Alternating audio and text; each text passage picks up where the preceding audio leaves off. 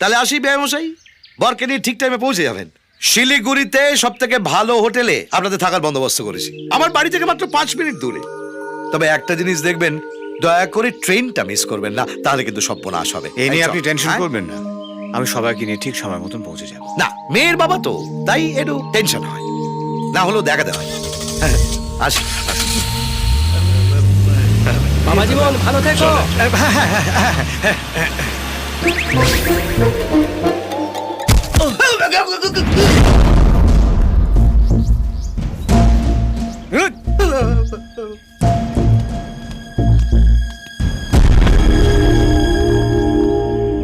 কোথায় গেছিলি?